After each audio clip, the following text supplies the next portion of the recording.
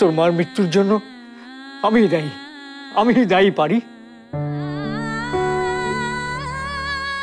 আমি এই বাড়িটা বিক্রি করে দিয়েছি জানতে পেরেই তোর মা। কি করেছো তুমি? বাড়ি বিক্রি করে দিয়েছো? কোন সেই একটা বাজে দিনে আমার তোমার সাথে দেখা হয়েছিল ইরফান? তোমার সাথে আমার দেখা না হলে আমার মা আজকে কবরে শুয়ে থাকতো না, আমার বাবা আমার এত পর হয়ে যেত না। এই মানুষটাকে আমি চিনি না ইরফান, এই মানুষটা স্বার্থপর, খুব স্বার্থপর। শুধুমাত্র নিজের মেয়ের সুখের জন্য এই মানুষটা তার পুরো পরিবারকে তছনছ করে দিয়েছে।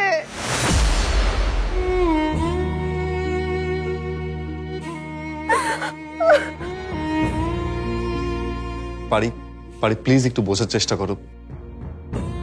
তুমিও যদি এভাবে বলো তাহলে বাবা কোথায় গিয়ে দাঁড়াবে? ওকে বলতে দাও ইরফান, এসব বলে যদি ওর বুকের কষ্টটা একটু কমাতে পারে বলুক। ভুল যা করেছি সে তো আমিই করেছি। এই ভুল তো শুধরানোর কোনো ক্ষমতা আমার নেই। এমন ভুল তার শাস্তি কি সেটাও আমি জানি না। আমি জানি বাবা, আমার কথা ভেবেই তো তুমি এই বাড়িটা বিক্রি করতে গিয়েছিলে, তাই না? তাহলে আজ আমি বলছি তুমি এই বাড়ি বিক্রি করতে পারবে না। এই বাড়ির কাগজপত্র যার কাছে যাই থাকুক না কেন তুমি সবকিছু নিয়ে আসবে। এটা আমার মায়ের বাড়ি, এটা সারা জীবন আমার মায়েরই থাকবে। এ বাড়ি আর কারো হতে দেব না। এই বাড়ি বিক্রি হতে দেব না আমি বাবা, আর এটাই আমার শেষ কথা।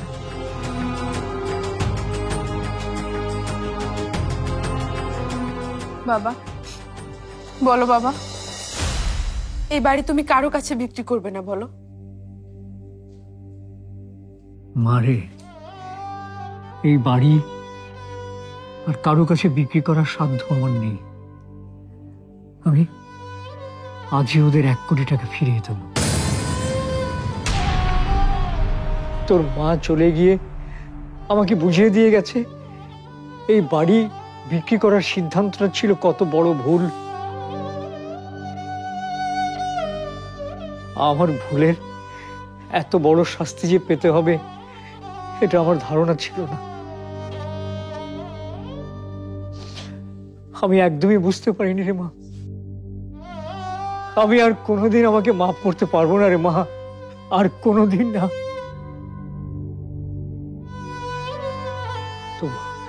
তবু ওই টাকা আমাকে আজ ফেরত দিতেই হবে।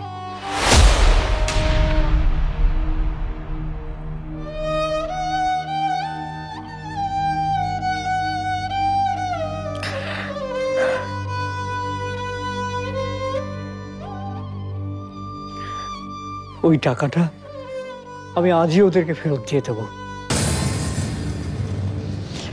ওই টাকা আমার বুকের উপর পাথরের মতো চেপে বসে আছে। ওই টাকাটা আমি এখনই নিয়ে এসে ওদেরকে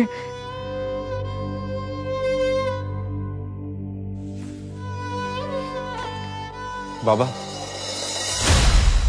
বলছি আজকে এসব না করলে হয় না।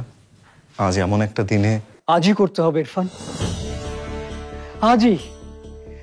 আজই সেই দিন। তা না হলে তো আমি সাইমার চোখে চোখ রাখতে পারবো না।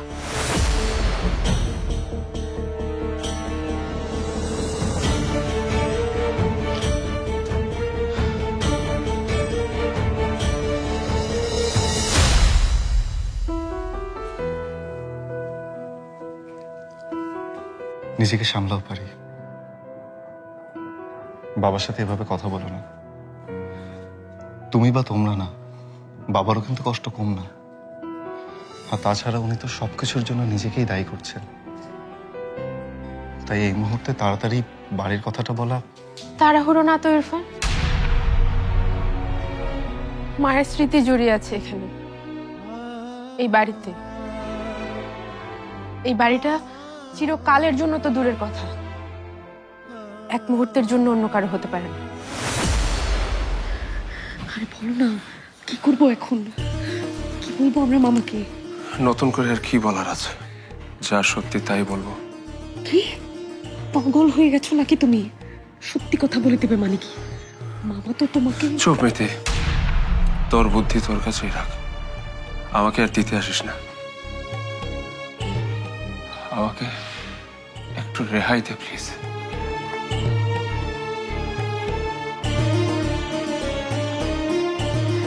এই যে এখানে আছে বাড়ি বিক্রির সেই টাকা। অবশ্য অল্প কিছু কম আছে। আমি আমি ওদেরকে বলবো যে অল্প কিছুদিনের মধ্যেই বাকি টাকাটা আমি অ্যাডজাস্ট করে দেবো। আমি যদি ওদেরকে বুঝিয়ে বলি তাহলে অবশ্যই ওরা শুনবে।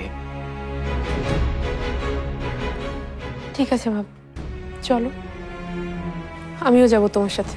যাবি? চল তাহলে, এটা দিয়ে বাড়ির কাগজপত্র যা আছে সব নিয়ে আসি। চল। দাঁড়াও বাবা,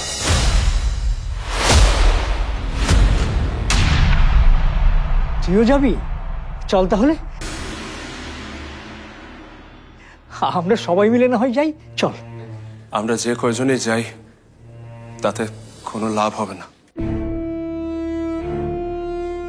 মানে?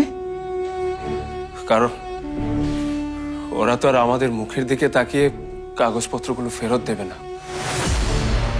হ্যাঁ, সেই জন্যই তো এটা নিয়ে যাচ্ছি। এই ব্রিফকেসে কোনো টাকা নেই বাবা।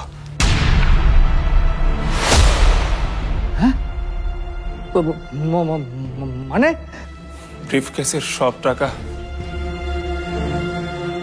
আমি নিয়ে নিয়েছি বাবা, মানে আমি চুরি করেছি।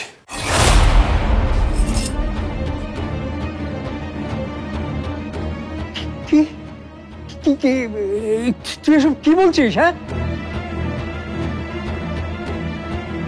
খুলেই দেখো না, বাড়ি বিক্রির সব টাকা আমি খরচ করে ফেলেছি।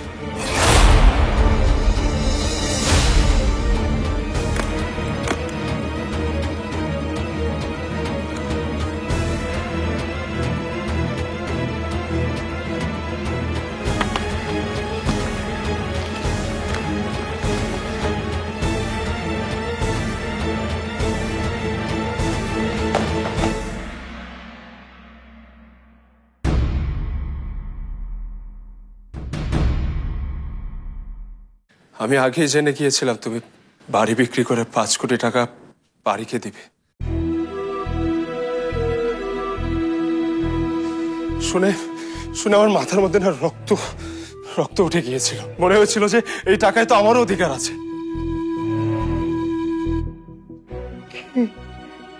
কি বলছিস কি তুই এসব? পল্লব, তারপরে আমেরিকা যাব বলে একটা এজেন্সির কাছে যাই। আমাকে গাধা পেয়ে যা ইচ্ছা তাই টাকা চাইলো, আমি দিয়েও দিলাম। বলল 1 মাসের মধ্যে নাকি আমি আমেরিকা চলে যেতে পারবো। আমেরিকা? ভেবেছিলাম একবার যদি আমি আমেরিকা চলে যেতে পারি তাহলে তোমরা কেউ কিছু বলবে না আমাকে। আর তারপর টাকাটাও শোধ করে দিতে পারবো। কিন্তু তা হয়নি বাবা।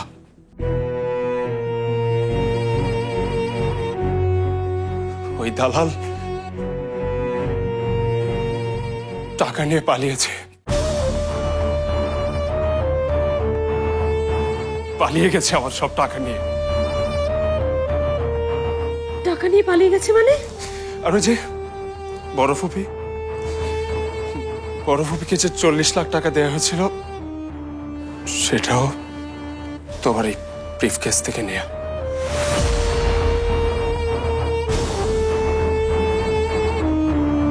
তুমি কি বলছো এসব? ওই দালালটা সব টাকা নিয়ে পালিয়ে গেছে? আরে শুনতে পাচ্ছ না আমি কি বলছি? কতবার বলবো? পালিয়ে গেছে।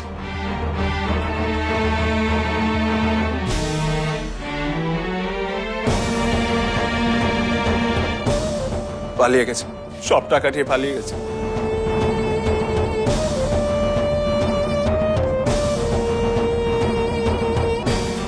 আমাদের আর আমেরিকা যাওয়া হচ্ছে না। কেন হচ্ছে না জানিস? কারণ আমরা চোর, আমরা খারাপ, আমরা ঘৃণ্য পশু।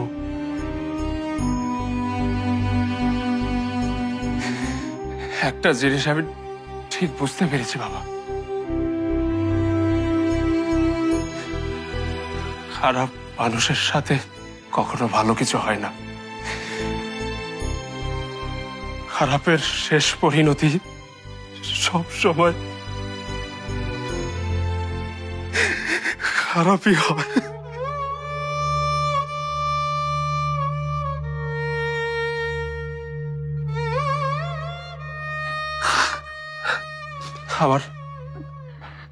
আমার জন্য সব শেষ হয়ে গেল বাবা, তাই না?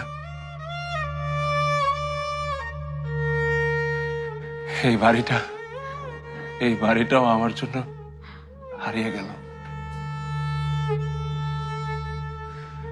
ভালো হয়েছে জানো বাবা, খুব ভালো হয়েছে। এই যে মা চলে গেল তার জন্য খুব ভালো হয়েছে। নাহলে আমি যা করেছি তা শুনলে বাবা মা না মৃত্যুর চাইতেও বেশি কষ্ট পেত। খুব ভালো হয়েছে।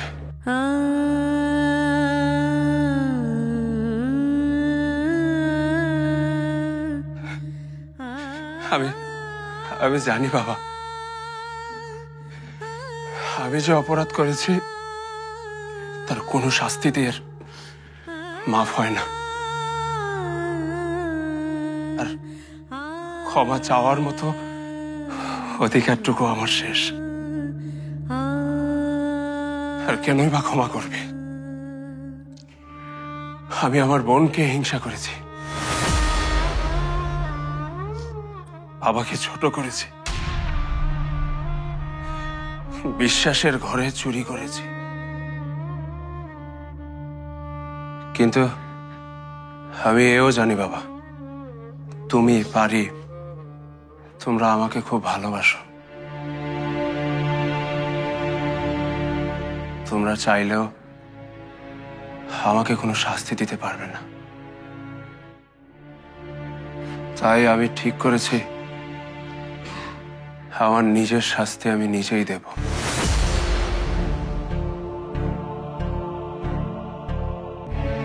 মানে মানে কি করবে তুমি? সম্পর্ক কখন বোঝা হয়ে যায় জানিস মিথি?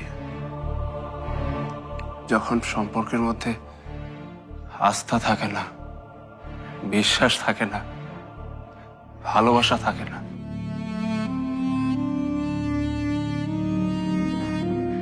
আর আমি এখন সবার চোখে বোঝা হয়ে গেছি। আমি এই বোঝাটা আর রাখতে চাই না রে মিথি, রাখতে চাই না।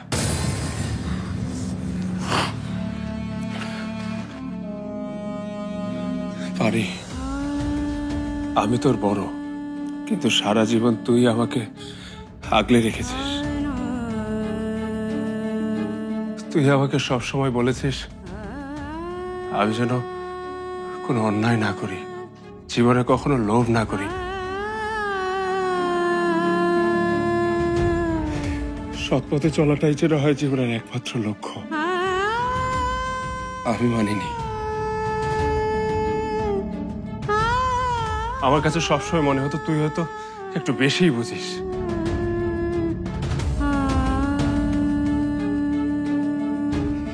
কিন্তু তুই ঠিক ছিলি রে।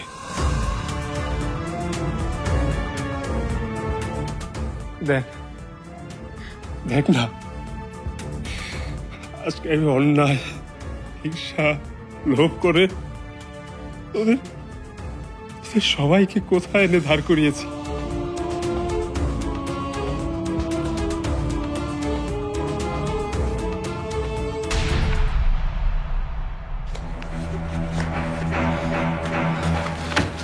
পল্লব, পল্লব, পল্লব কোথায় যাচ্ছ? ভাইয়া কোথায় যাচ্ছেন? পারিপা, পল্লব, পল্লব, পল্লব। ইরফান কোথায় গেছে তোমরা কিছু জানো? হ্যাঁ চলে মিতু, আসবে। মিতু ভাবি তুমি তুমি জানো না কিছু? হ্যাঁ আমি কিভাবে জানবো? আমি তো মানে আরমানের ঘর থেকে বেরই হই না। জানোটা কি তুমি সারাদিন কি করো? উঠছিস এনিম্যাল কথাকার। রিয়া, তুমি এভাবে কথা বলছো কেন? আরে যাও।